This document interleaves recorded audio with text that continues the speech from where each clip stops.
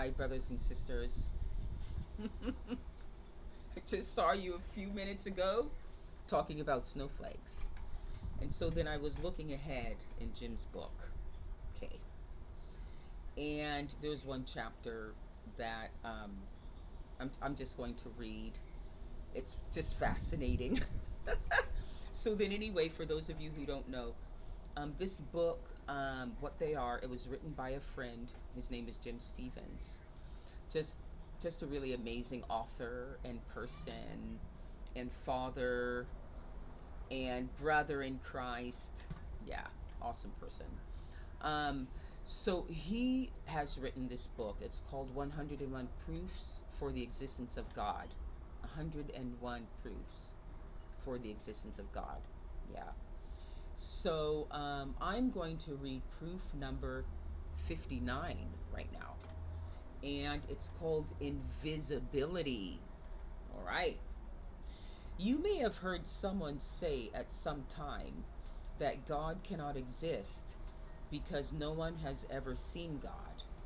In this chapter, I'm going to discuss invisibility and why that does not disprove God. In fact, God has to be invisible. Okay, let's think about some things that are invisible. Just because something is invisible does not mean that it is not real. In my proof for God, chapter 45 on the eye, I noted that our eyes cannot see any light outside of a rather narrow visible spectrum. The visible spectrum is only 1.5% of the whole range of light rays that exist. What? We cannot see most of the ultraviolet or infrared parts of the spectrum. There are some animals that can see things that we can't see. Some people have the ability to see auras, which are energy fields that most people cannot see. There are many discoveries in the field of Kirlian photography that show life, energy forms that cannot be seen with the naked eye. Some people seem to have the ability to see and communicate with the spirits of the deceased, which are invisible to the rest of us. I think most of us will admit that there are limitations to what our physical eyes can see, and therefore being invisible to our eyes is not a prerequisite to a substance being real. Okay. There are lots of ordinary things that are very real, but you can't see them. How about a glass window? You can see very clearly right through it, but we know how solid it can be. There is even such a thing as bulletproof glass, which is very solid. Air cannot be seen, but where would we be without air? However, if you have ever stood in a strong wind, you know this invisible thing can blow you over.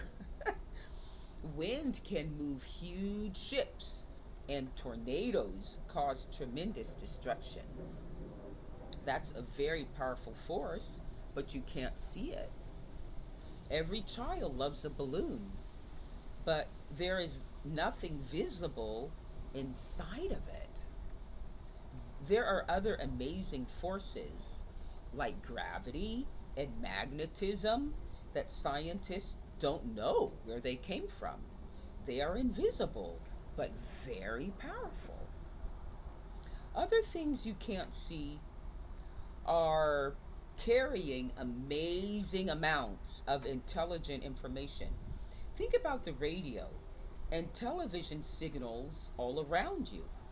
If you tune into one of these invisible channels, you can get sounds and videos from possibly tens or hundreds of channels for music, news, sports, or movies.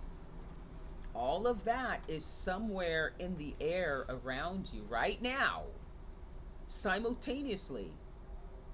But can you see it? Can you touch it? Can you taste it? Hear it? Can you smell it in any way? No. Okay. But Netflix is very real. You probably have a cell phone that allows you to carry on an intelligent conversation with another being somewhere else on this planet. That person is invisible to you, but you don't question whether he or she exists.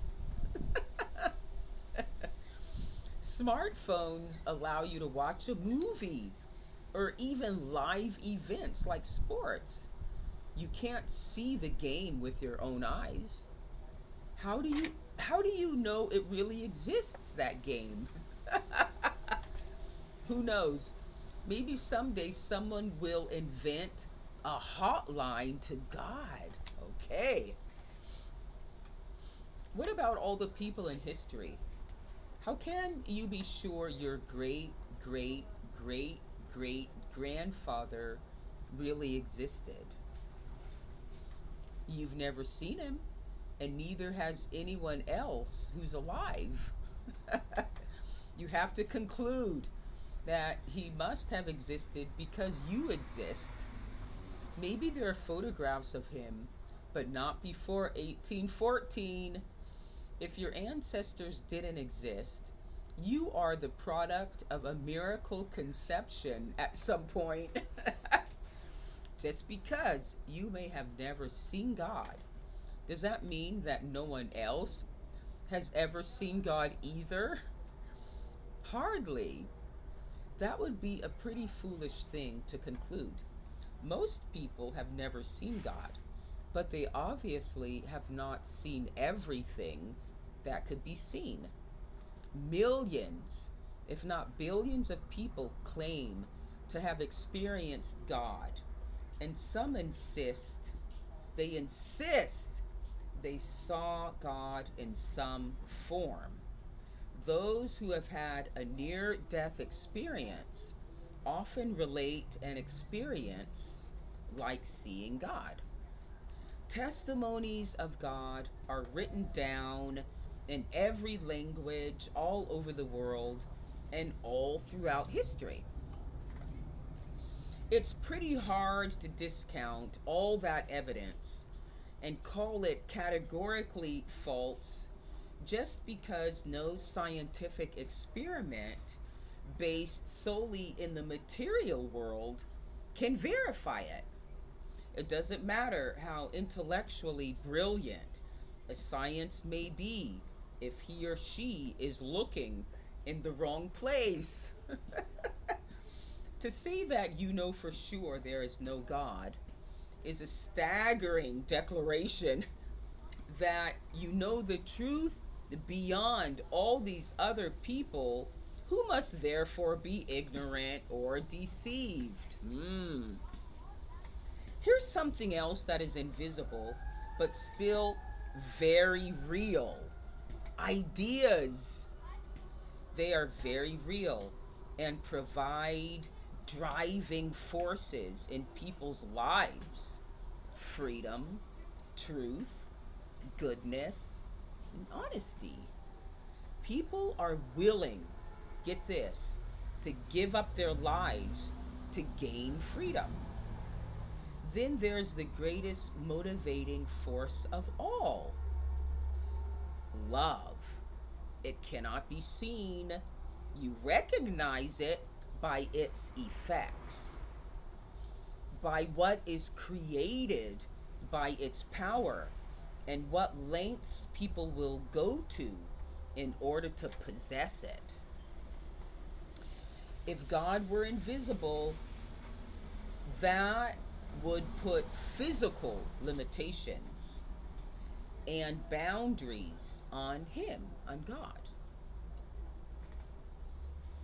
Can we put boundaries around love and truth and freedom? Clearly not. By definition, God is the one who created the whole universe. He created time and space and ideals. So he would necessarily be beyond or outside of time and space. Or maybe throughout is a better explanation. God should not be inhibited by having to be in just one place. He needs to be in all places simultaneously and thus be available to every one of his children who wants a relationship with him. No matter where you go, you can have all access to God. No matter who you are among all the people in the world, you can have access to God. If God is love and support and comfort, how wonderful for all of us. Yeah. Of course, if you believe God is mean and nasty or repulsive, then you don't want that kind of God anywhere near you. That would be a horrible reality, and you would fight against it. If God is more powerful than Santa Claus, then he can see you when you're sleeping and know when you're awake. If you do something wrong, then he can see you, judge you, and punish you. That needs to be rebelled against, right? Yeah. God has to be real. Everywhere around us is the evidence. People have been experiencing God throughout history. All of nature is a testimony to God because we can't even dream of how to duplicate such beauty and complexity in our lives.